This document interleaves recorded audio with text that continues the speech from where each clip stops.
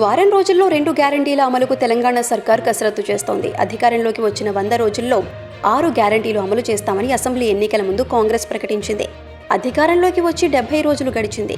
ఇప్పటి వరకు ఆర్టీసీలో మహిళలకు ఉచిత ప్రయాణం, ఆరోగ్య రక్ష లిమిట్ 5 లక్షల నుంచి 10 లక్షలకు పెంచారు.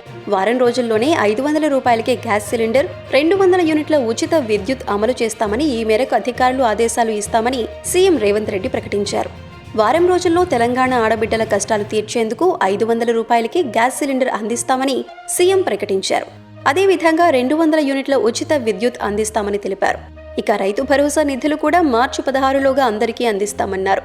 ఎన్నికల ముందు ఇచ్చిన హామీ మేరకు రైతు రుణాలు మాఫీ చేస్తామని తెలిపారు. ఇక కేసీఆర్ 10 ఏళ్ల పాలనలో దక్షిణ తెలంగాణ ప్రాజెక్టులపై వివక్ష చూపించారని సీఎం రేవంత్ ఆరోపించారు. నారాయణపేట్ కొడంగల్ ఎత్తిపోతల పథకాన్ని 2014లో తాను మంజూరు చేయించుకొచ్చానని తెలిపారు. అయితే కేసీఆర్ దానిని 10 ఏళ్లు పడావు పెట్టారని విమర్శించారు. ఎన్నికల ముందు మాట ఇచ్చినట్లుగా 70 ఏళ్ల గోస తీర్చేందుకు నారాయణపేట్ కొడంగల్ పథకం ప్రారంభిస్తామని ప్రకటించారు.